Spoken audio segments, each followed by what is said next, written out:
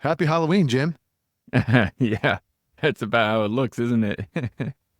And to you, This is Andrew. totally accidental. This wasn't like, hey, Jim, I got a cool idea to spice up the pod this week.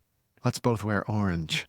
Yeah, not coordinated. Also, even if you had said that, then probably I wouldn't have managed to wear orange because of my severe colorblindness. So, There you thanks go. for letting me know this is an orange shirt. No problem. Are you that colorblind that you would have trouble seeing orange? I'm just joking. I know this one is orange because I picked it specifically for this pumpkin design. But Yes. yeah, I mean, like if I just saw either of these colors out in the wild with nothing else around them, my guesses would have ranged from a dirty kind of green, brown, red, orange. Yeah, I see No about kidding. 20% of the color spectrum, and No it's kidding. just about zero red. But you need music in your life, is what that's what you're saying. That's right. Yeah, I wasn't Yep. going to be a painter, that's for sure. Yeah, there's some people. I won't name any names because of the punchline of what I'm about to discuss. But like, Uh-huh. there are some people who claim to see colors when they hear music. Oh yes, there's a name for To this. Yeah, to which I say, bull. You're just saying that so people will be like, "Oh my god, that's so cool." All right, hit us in the comments if what I just said upset you. I think that the name might be like synesthesia or something like that, but Yeah, some annoyingly academic name. It's like, ew. It's like, oh, it's also like people who are like, I have a photographic memory. I'm looking forward to some rage in the comments here. Yep. The purpose of the opening of this show is to make sure we get down to really our core audience for the remainder of this show. clear clear the counter a Clear little them bit out. here. Yeah. Right. So, Jim, it's parade season. Yeah, parade season is upon us. And who isn't doing parades? I mean, for many of us, this is the main lifeblood, the main sort of like cash generator for a pipe band. And so you take as Yes. many as you can get. By the end of the season, you're real beat up. Yeah. Yep. Many believe that I was born with a silver bagpiping spoon in my mouth, but this is not true. When I was young, my dad and we played in the Mohawk Valley Fraser's Pipe Band. Shout out. Mm-hmm. And we did like, I mean, I feel like the first couple years that I was playing pipes, I think we did like 20 or 30 parades a year. You know what I mean? Yeah, you did your time. You were I, pounding I put the pavement, as time they in. say in the biz. Yeah, like, they weren't always parades. Sometimes they were like little mini concerts or graduation ceremonies or Yeah. I don't know what other kind of stuff was there. We get Fieldsman days and stuff like that. graduation ceremonies definitely come up for me, and we also get out here, we tend to get a lot of like corporate gathering kind of events, special dinners, that kind of thing. Yep. Memorial services. Yep. There it is. So I suppose the question for today is uh, how to do a good parade, Yeah, how to how do get you things do a going. good parade? And like I feel like part of this is like actually being there on the day of, like how to get that all set up and do it well. Part of it also is just like if this is a necessity for us to keep the pipe band running, to keep the money flowing, that kind of thing. How do we not Yeah. get so sick of parades that we stop going and then the pipe band has no funds? We got to stay motivated somehow. Yeah. It's interesting. I'm not really quite sure how much use I can be in some of these respects. But yeah, like, Sure. but I do think that if parades are the lifeblood of your band, you have to have a system for, much like if you're a gig playing solo piper, you have to have a system for intake and finding new gigs to do. And then you have to have a system for making sure that you execute them. I know in a pipe band, right? It's easy to sign up for a parade and then you find out you only have three pipers Mm, and one tenor drummer. that is And so hard. Yeah. that's what you've got. And then you're like, geez, what's going on with that? So I don't know how you manage that in the band. I'm kind of out Hmm. of practice on that one. But yeah, Let's assume then that we've got good attendance. People are showing up for this parade, that this hypothetical parade that we have in mind. And it's been booked because probably you've got a band manager or somebody within the band who's like handling booking the gigs. Maybe a morning of the parade, we gotta have a meeting place. You gotta look ahead and yep, find what parking lot, what park, what are yes. good places, what are the hot spots that we're looking for in order to be able to get the pipers and drummers together. Now, if it were me in the year 2024, what I would really like is a Google Map specific point that I could put in my phone so I could just easily find it. There's still a lot of emails flying around Yeah. with Have, with sort of esoteric pictures put together by, let's just say, generations of people from, not 2024. And you're still trying to decipher the maps. and that and like references from previous years, like we'll be at the same place as we were 3 years ago, or Yes. look for the red brick building, things like that. Red brick, but like 3 buildings down from the red brick building with the purple awning. Yeah. I wonder if this is a common experience for everybody else. That for all of my piping career, I've had this experience of like, as I get closer to the parade, I just roll the window down and I'm just listening for bagpipes warming up. And I just get closer and closer to that until I find them. That's another problem too. I mean, sometimes you're going to meet about an hour before the parade steps off, but are you going to warm up for an hour? Like, hopefully not. Hopefully people Right. hopefully people aren't really playing yet. So anyway, back to my original point. You get that Google map, press on it with your finger. You get that little pin that you can drop, right? Mhm. And then you can send that pin through to me on the band group. So all I have to do when I get there is click on the pin and it'll be like, oh, it's a 3-minute walk from where you're parked. And then you just follow the dots on the map. That's what we got. We got to do this. When dropping that pin, we probably should be considerate of the whoever is bringing the bass drum, right? Can they park close enough that it's reasonable to get that drum over there? Yeah. So anyway, so you got to get the meet-up place. And then it's usually like meet an hour or so before the parade steps off. You have to meet. It's not because you need the full hour. It's because at some point they start closing off the streets, don't they? Yeah, Usually. you can't get that close after a while. Yeah. Yep, exactly. So you have your meetup place, you have your meetup time, and then you should have a routine for getting ready to do the parade. Yeah, we've talked before about how important it is for a pipe band to work out a system for tuning so that you're not just like having one person play for hours on end and everybody else really bored and waiting, that kind of thing. Yeah. Great practice time to actually to run through and execute that system. I mean, practice time. I mean, like this is like almost like a tuning rehearsal for competition days if you're a competing band, that kind of thing. Yes. Can I talk a little bit about how to set up the pipe core to sound good? Does that sound like a good idea? Yeah. What are we so doing like there? Parades are interesting because I don't know, if it's usually hot at a parade. Yeah. And even if it's not blisteringly hot, you're typically still playing on the pavement. Mm-hmm. Right? Which means like there's a lot of heat on that pavement and so it's like going up at your pipes. And then the other thing that's unique about a parade is that there's no optimal places to retune along the way. Yeah. So you're going to tune up at the beginning and then whatever you end up with, you're stuck with it. Right? So I have a couple of thoughts. What do A parade like more than other gigs, it's so important for people to have their maintenance right, their bagpipe maintenance right. The parade is maybe more important than ever. It's so important, like once we tune your pipes, okay, it's so important that the drones aren't going to slip down and move on you. It's like so important, right? And that everything's working properly. Man, so many parades that you see and the drones are sounding horrible, but then you can see it. You can see a bass drone that has slipped all the way down to the projecting mount. Yeah. Because of bad maintenance, right? And it's like, man, maybe this could still sound good if people's maintenance wasn't like so shabby. Everyone in the band, and you don't have to be, here's the thing about maintenance, as we all know. The thing about maintenance that's frustrating is that you don't have to be an expert piper to do these things well, right? Yeah. Like you don't have to be an expert piper to make sure your bag's airtight, your joints are airtight, your reed seats are airtight, and that your tuning slides are not slippy slidey. Yeah. Cool. Like Anybody that's something we all can do. And we all need to do that before parades because we're going to get one shot to tune up the group. And then there's no real spot to like try and figure out whose drones slipped all over the place, causing a horrendous sound on the parades. Maintenance is so important.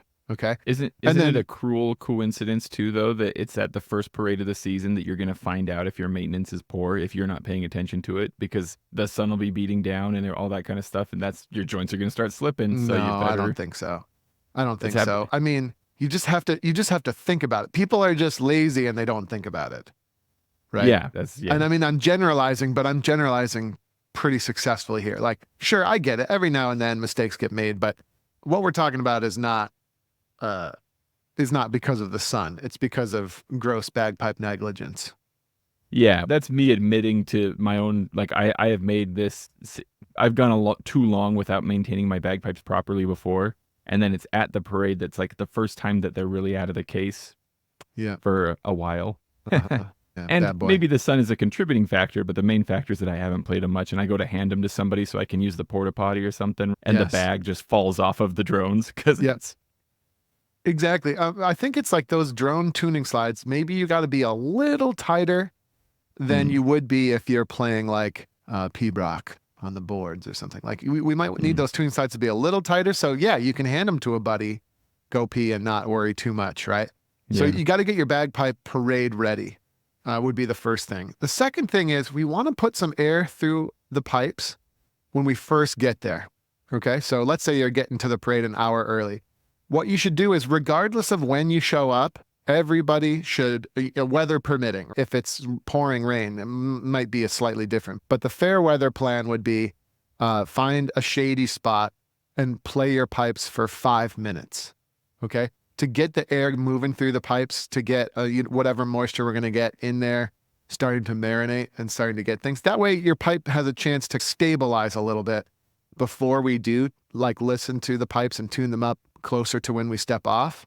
But yeah, like, so for me, if it were my group, I would say like, okay, everybody, find a piece of shade and look at your watch and play for 5 continuous minutes under a tree, weather permitting. If it's freezing cold, you might want to be a little more cautious with this, but under normal circumstances, get some air through the pipes, and then we'll proceed to stand around. We'll proceed to stand around in the shade, but that way everybody's pipes has had a little bit of tone. What should we call it? A little bit of tonerade. That's like a play on Gatorade. Like you got to put a little tonerade in. I don't know. I just made that up. It's not quite working. It's got what your reeds crave. Yes, exactly. Tonerade. It's got the tone electrolytes. Yeah, the tone electrolytes. That's right. But do that first, and that way everybody's bagpipe is at least like ready to be listened to. Okay, and then for the parade, here's the thing about the parade is you have to picture how it's going to work. So a parade, you play a set of tunes, it's usually a minute or two, and then you take a long break.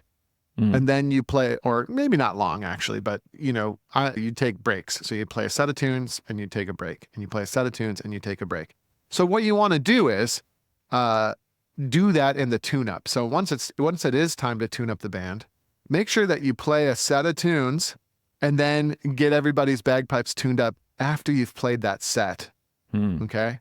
But then make sure everybody rests a little while before you play any more. In other words, we want to tune the pipes in the state that they're going to be during the parade. Makes sense, yeah. Play a short set of tunes, okay? And then you get your drone number, okay? Maybe tune up everybody's drones at that number, then maybe play a set of tunes, and then maybe do the drones again, kind of at that number. But then I like to just do the drones, so we can play a set of tunes as a group, and then I'll go around and I would set each bagpipe one at a time to the drone number that we like. And then I would just listen to all the chanters and make sure that they sound good at that number. And then if there's a chanter that's really flat to the number, I might address that. If there's a chanter that's sounding sharp to the number, I might address that. But that's sort of what we're looking for. We're looking for some decent sounding sets of individual bagpipes, all tuned to that drone number. Shout out to digital tuners. This is the application, right? This is definitely a good application. Now, remember, all I'm doing really, though, just in defense of my usual take it easy on the digital tuner stance here, I'm not doing much with the digital tuner. All I'm doing is finding that nice, reliable bagpipe, figuring out what number that bagpipe's at. Okay. And then as I visit each bagpipe, all I'm doing is really holding that tuner up to one drone, getting it to the number I like, and then the rest is still done by ear. Yeah. It's just like take it hop easy into the neighborhood. Yeah, to all the people who just got excited for a minute there. Like, don't get too excited. It's a good application. It just like allows me to quickly make sure one of the drones is at the number I want. And then by ear, I'll tune the other 2 drones. And then by ear, and by logic, we'll work through any chanter tuning issues that we hear relative to the drones as well. Feel free to correct me here, Andrew, but I'm Oh, imagining that, I like, will. I do. I feel free. I yeah, feel free. I'm imagining like the ideal scenario would be something like an individual or a few individuals in the band do the initial tuning and get everybody set up for the parade. But then if the band is made up of all members being reasonably competent tuners, maybe they've all done the tuning crash course from the dojo or something like that, then throughout the parade, everybody is equipped to notice, oh, got to move this thing a little bit here, move this tape a little bit here, that kind of thing in between sets to maintain it. You don't I think don't so? think so. I mean, even in a really advanced application, you wouldn't want to do that. That feels like a good thing to focus in on then, because like somebody like me might make a mistake then in thinking like, I think I'm off as I'm going along. Yes. Do you think it's always the thing advisable is, to just leave it? the thing is, by the way, my computer is dinging at me, and that's not going to work. Stand by. Distraction. Stand by for do not disturb mode. Yeah, here it is. This is part of the problem. Do not disturb for at least an hour. Okay. One ding, I'm gone. Okay, so the question was whether or not individuals should be monkeying with their tuning. Like in the parade, like once it's already been set. Yeah, I'm kind of a no on that because it's really tough to know, even in an advanced band, right? Like filled with advanced players. Like, oh, I think my bass has gone out of tune. And then, but like, which way has it gone and whatever? And then what you'll often find is it's not your bass, it's your neighbor's. Right? So now I reach up and do something to my bass drone, but it turned out to, yeah, exactly. So now it turns out it wasn't even my bass drone that was off. It was the guy in front of me or the guy to the right of me or whatever, or the gal. Okay. And then now we've just royally screwed up 2 bass drones instead of 1. Yeah. Okay. So yeah. So I would advise against any of that. Now, sometimes, not always, but sometimes you get these parades where there's fairly long stretches where there's no audience members. Yeah. In that situation, it might be interesting to have some solo pipers blow up and play some notes as you're wandering through these areas with no audience members. And you might be able to fix a couple quick issues on the fly. And then the other thing that sometimes happens in a parade is you get a holdup, like congestion. Yes. Where maybe it's usually like a little bit before the reviewing stand where you're just standing there and you're not quite sure what's going on. If you're organized and if you have people there that have the capacity to make quick, effective changes, that would be a good spot to maybe fire up and listen to some solo players too. One thing about that though, it's like if there's people around, practice that so that you can do that in a way that's not tacky. Sure. Yeah. Right. So like whatever piper's being listened to, like don't strike up and like play a bunch of weird, crappy notes that nobody really knows what it is. Like maybe people could strike up and play like a good, confident skyboat song or something. You know what I mean? So that if someone is watching, it's not horrendous chaos. Yeah, I feel like this is part of what gets me excited about talking about this with you, Andrew, is that it's kind of a way to have an idea of what to expect, and so then be able to plan and prepare. And so then, yeah, if we've decided Skyboat Song or Rowan Tree or whatever it is, that's going to be like if we can hurry in tune, or if we have a moment, that's going to be our go-to. Yeah. That seems smart. But like going back to my original point, I think 85% of drones and chanters going wildly out of tune while you're on parade. Now, a little bit out of tune, yes, but wildly out of tune, that's bad bagpipe setup and bad bagpipe maintenance. You know what I mean? It just is. So you shouldn't have that many of those issues. Like a little bit out of tune, yes, but wildly, disgustingly out of tune, no.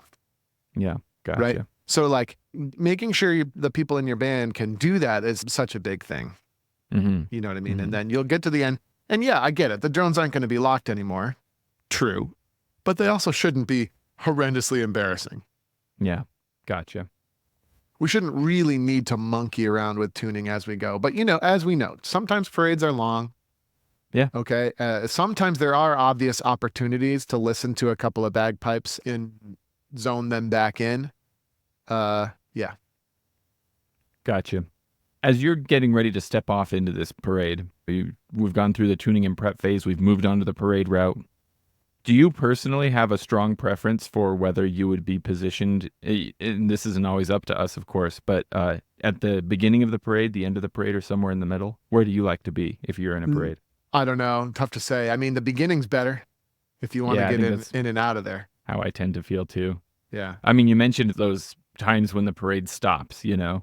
If you can get out in front, you usually can miss a lot of those. If you're in the back, it's like this exponential increase in how much time you spend standing on the road, because the parade gets longer as it goes. Let me tell you another pet peeve. When the bands get all bunched up and they don't really have good marching in Deportment. And this is coming from a person with not great marching in Deportment. Yeah. But I've been in the game long enough to pick up a couple of basics. Number one is figure out where the center of your band is. Like, I highly recommend, if you have enough people, to go 5 across the front, not 4, and in a parade. And here's why. So you have a center, I see. Yeah, and the reason you might do that, and by the way, if you have a drum major, you might be able to disregard this. If you have a drum major, he or she can walk right down the middle of the road, and you can adjust your spacing accordingly. But 5 across the front is good, because then you have that middle person whose job it is to just walk down that middle line of the road. Okay. And usually it's a big yellow line, double line or whatever. But even if not, you can usually spot where the middle of the road is, right? And then the people on the flanks, on the end, they want to find the shoulder of the road and march in there. And then the middle people just need to stay spaced in the middle. But you really want to avoid clumping up, because it just looks terrible, and it makes your band look small and not impressive and disorganized. So I hate when the bands get all clumped, right? And then from there, you want the second rank, you want to make nice squares, I think, with your ranks. So whatever distance that ends up being in the front rank, okay, the second rank, obviously we want to be vertically aligned with them, but then horizontally, we want the same amount of space moving from the forward to the back as we do moving from side to side, so that we can make a nice geometrically pleasing thing on the street.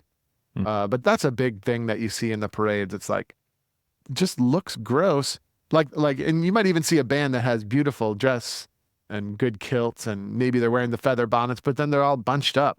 What's up with that? Do you always put drummers at the back, or would you put maybe a bass right in the middle of that formation or something like that? Or does that depend on numbers? Bass, I mean, in my experience, the bass and tenors usually are more in the middle, and then you got the snares at the back, and then you got the pipers at the front. That's usually how it goes. Yeah. But there's no rules. There's no rules. I mean, if you've got a better idea, go for it. Yeah. Yeah, and that's the thing, right? Like, depending on your numbers and what your roads are like, you might have a really unique situation. But speaking of Deportment, Andrew, how do you feel about I feel, at least for me, the annual parades that I know tend to be like party parades, where like you might put flags on your drones or wear a silly hat and stuff. For me, they tend to be St. Patrick's Day and the 4th of July. You get all what's that little from bit of Office fun. Space? What are all the buttons on the vest? Oh, the Flair, man. Flair, yeah, the Flair parades. Yeah. Do you like Flair in a parade, or would you prefer to keep your band uniform at all times? I think that's a per band decision, and then you go from there. And then what kind of Flair is, where do you draw the line? Yeah. I There's respect Flair, other people. And then there's Flair, Yeah, everybody can have their own opinion, and I'm down with it. Personally, I feel like I haven't met the extreme of the line yet. You love your Flair. I'm still adding Flair every year, so. Yeah, some people love their Flair, and so I think it's a band decision, and yeah. Gotcha. You could do it. You can have a lot of Flair by just doing the basics well, just throwing it out there. Seems like a little subtle nod toward a preference there. Just saying. Just floating that out there. Someday, Andrew, we're going to start a pipe band. There's going to be a constant, like, under the surface, like a fight tension going on about how much Flair we can have. Yeah, but there you go. So then what if you're sometimes you're in the parade and you're going along, and you mentioned before, sometimes it's stop and go and stop and go. Do you feel like there's anything to be said about any kind of strategy or thinking ahead about what to do in those situations? Say you're stopped, you finish the set you've been playing, then you're standing there for a while. Sometimes that's Uh, awkward because you got people on either side. Do you play again? Do you wait till you move to mm, play? Do you circle up and play something different? Run through your competition yeah, set just I for think it's fun? all fair game. It's all fair Mm. game. But this does remind me of an important parade principle. Wow, good alliteration there. I love Im- that. it's a Portant parade principle. Let's drop the "im" in important, and then Yeah, we have a triple P. put that to We've it. got a triple P coming up here, Jim. A Portant parade principle. We Like need your a graphic. alliteration. We need a graphic and a sound for the triple P. All right, triple Yeah. P. Anybody So looking for triple by the P on their way, bingo card? the first Portant parade principle was that Mm. we gotta get the maintenance right. We got to get those drone tuning slides not loose. Okay? For God's sakes. Okay? And then another Portant parade principle might have been not getting bunched up and so on. So here comes another Portant parade principle. Keep your sets short and sweet. The local kids band here has a set of Scotland the Brave, Wings, and Rowan Tree. Time out. Pick two. Okay, keep your sets to like 2 tunes and then take a break. Now, you can start up again as soon as you want, but keep those sets short and sweet for a variety Mm. of reasons. One reason being you never really know what's going to happen on the parade. You might end up with a little stoppage where, you know, what you want to do is you stop, or you might end up at a point where there's no people for a while. So you don't want to be committed to finishing out this set of 9 tunes. Yeah, Right? So with repeats short throughout sets. and everything. Yep. Short sets like Scott and the Brave Wings, stop. And then I love Rowan Tree. Rowan Tree is great, but let's pair it maybe with another tune for another 2-tune set. And Mhm. remember, 3/4 marches are freaking long, dude. Not to mention The kind of weird. not and weird, but like if you play Green Hills, Battles Over, and Lock Inside, that's just like a death. That's a death sentence on a Mm. hot parade. Yeah. I might go crazy and just say, how about Green Hills by itself, you guys? Yeah. And then do a short one. And then we can do Battles Over later. And then Lock Inside, we can do that later. But the short sets is key. And then It's obviously for fatigue reasons as well, like short sets, people, short sets. And then the other reason short sets are good is because the chanters won't go wicked sharp relative to the drones oh yeah. if you can maintain short sets. So we do a short set, and then we take enough of a break to let the chanter pitch come back down maybe a smidge. Although if it's a super hot parade, chanter pitch isn't going to come Yeah. down that much. But anyway, it at least won't go up and up super high. A bunch of good reasons that this becomes a Portant parade principle. Very nice. It's funny to me that as you were saying that, I had to remember, like it took me a minute to remember that Green Hills Battles O'er is not one title of a single Yeah. tune. Yeah. That's 2 tunes, isn't it? Yes. It's 2 tunes, and they're pretty long. They're 50% longer than 4/4 marches, I think. Mm. Someone can do the math on that, but I'm pretty sure that once you consider that we repeat all these parts, so like one part of a 3/4 march is only 75% the length of one part of 4/4 march. However, we repeat Right. all the parts, so that Mhm. puts us at 150%. That was some quick maths. But yeah, I And see what you then mean. it's long, and then Green Hills Battles Over. That's 4 parts, so really it's 6 parts of 4/4 march. Mm. Gross. Don't do that. Keep it And, short and maybe and sweet, it's just people. me, but I have a hard enough time already, like keeping my left foot on the downbeat, like watching and making sure I'm with everybody else. When we do Yeah. a 3/4 march and I'm doing this every other one thing, that's really hard for me. Yeah. Yep. I do like the idea of maybe not circling up literally, but having a couple of stoppage party sets would be cool. Like Yeah. maybe if you are stopped for a second, maybe you could do a quick Strathspey reel, like a 2-part of Strathspey and a 2-part reel just for kicks. Yeah. Or maybe a Yeah, little there's itchy a local fingers or pipe something. band. Maybe a little itchy There you go, fingers. yeah. Ooh, yeah. There's a local pipe band that I joined up with them with the pipe band that I've played with for a couple of gigs, but I've never like been a member of this pipe band. But they're a fun group. They're mostly a performance band, not so much a competition band. But that's one thing they do really well. I've seen them in a few parades. They're really good. They've got the formation figured out. They can go smooth into a circle, do a party tune, and smooth back into a block. They've rehearsed that for sure. Yeah. Yeah. The other thing I would say is, and again, I don't really know for sure how this is going to be achieved, but if you can find ways to make parades fun, Yeah. you know what I mean? Like, kind of like, oh, there's a parade tonight. Cool. That'll be fun. Yeah. Yeah. Some way to look And forward to it it. would be even cooler if that didn't require smuggling booze on the parade route, and Yeah. that's the thing that makes it fun. Like, Maybe I don't especially if know, they're kids in the band, huh? what are some things that could make it fun? I mean, maybe each person has a little solo set that they could be called on to rock out on once per parade somewhere. Yeah. Like maybe during a stoppage, the pipe major just points to somebody and they lay down their favorite tune. Mm-hmm. That could be fun. I mean, I'm just trying to think of things that might be fun.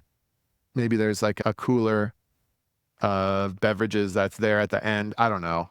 And they don't have to Right. be Yeah. alcoholic, or maybe there's a picnic, or maybe there's like a little mini potluck, or I don't know. I don't know, Jim. What if For a maybe there's little a while. frisbee? Maybe there's a frisbee that always shows up. Like I seem to remember as a kid, there was frisbee guy. Yeah. Like, There's oh, always a frisbee guys. frisbee Is guy. frisbee guy going to be at this parade? Oh, cool, frisbee guy, or a guy with lots of sports balls in his car. Guy is always Yeah. there. But like that's something everybody could do is just make sure you got a football there. The other thing that frisbee guy.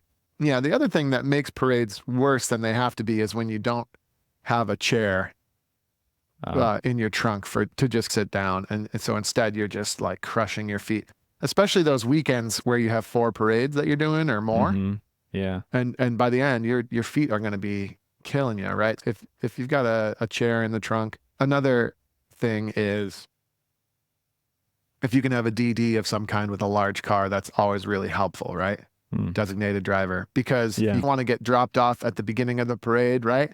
And then at the end, you don't want to have to rewalk the whole parade. Yeah, hauling Especially people if you're to a one end drummer. or the other makes a big difference. Yeah. So anything you could do to solve that problem as often as possible, that's like clutch. Gotta have it. Yeah, coordinating that makes a big difference. Speaking of crushing your feet, how do you feel about breaking ranks and files to avoid horse manure and other detritus on the route? Do we have to destroy our shoes, or can we? No. No, avoid them at all costs. And then if you're in the front rank, it's your job to make it very clear to the people behind you that there's an incoming bogey. Yeah, right. And like it could go as far as taking your hand temporarily off the chanter and pointing, or just like moving in a very obvious way so that the people behind you realize, yes, we have a bogey incoming, 6 o'clock. Yeah. Mm-hmm. I guess it would be usually noon, right? But yeah, fair enough. Yeah, always right there in front. Yeah, I never want to be positioned like right next to another band, like a marching band, but I think I'd take that over being right behind the horses. That's always hard. All right. Any other Portant parade principles we've missed? You know, I think we probably covered them all, though I am curious if you have any, maybe it's too obvious to even matter to make the triple P list, but what about hydration? Camel packs versus hip flasks versus nothing at all and just trying to make it to the end? Yep. So good question. I'm not sure the best way there. I'm not sure the best way. Maybe people could have those little water bottle holsters or something attached to their kilts. But just remember, too much of that looks silly. It does start to look a little silly, yeah. Like our ancestors used to like go across deserts for fun. And here we are, we're doing a parade for an hour, right? I think that you're going to make it. I think you're going to make it. But yeah, like be hydrated for sure. But the other thing you got to remember is if you chug a gallon of water at the beginning of the parade, yeah, you're going to have to pee 15 minutes in, and you can't really do that. So you got to last an hour. So I think a small amount of emergency water nearby somehow, either attached to your kilt, or maybe there's someone that follows the band with water in case of emergency and whatever. But like I think you're sipping along the way, as opposed to overhydrating before you start. Yeah, that makes sense. But also you're gonna survive. I mean, you're gonna survive the parade without needing gallons of water, I think. And then you drink at the end. So maybe the PPP here is sip, sip along the way. Don't overdo it. You'll introduce it's the new PPP problems. to avoid having to pee. Yeah. That's the PPP for the PP. I like no. that. This episode is just so bad. It's just, I'm really sorry to our I was audience. just gonna say we that's started like off this. insulting the audience, and then now we've got PPP to avoid PP. This, I think, is the strongest close that we've had to any Yeah. episode yet. What movie is it? What movie is it? Oh, Apollo 13. On the contrary, I think this is going to be our finest hour. That's right. This has been our finest hour. Yes, this has been. I think that was Apollo 13. So there it is, Jim. I think, why don't we leave it there? I mean, people can hit us in the comments if they have any more useful PPPs to contribute. Or any other suggestions for how to avoid inconvenient PPs. Yes, exactly. Also, if you feel at all upset about what Andrew said about synesthesia, if that is indeed what it's called. Oh, yes. You got to hit us in the comments with that, too. Yeah. And Get if you're angry. offended by the fact that we're both wearing this color at the same time. Just remember, getting angry at stuff on the internet, that this is the way forward for humanity. It's good for us all. It's good for our personal well-being. Hey everybody, Andrew Douglas here from the Piper's Dojo, and I just want to say thanks so much for listening to today's iteration of the podcast.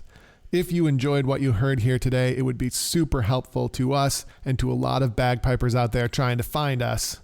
If you could give us a top-notch review on whatever platform you're using to listen to this podcast, particularly Apple, iTunes, and Spotify and things like that, your review would be really, really helpful. So if you have a moment today, definitely go over there and help us out. Other than that, until we meet again on the podcast or somewhere else, thanks again for listening.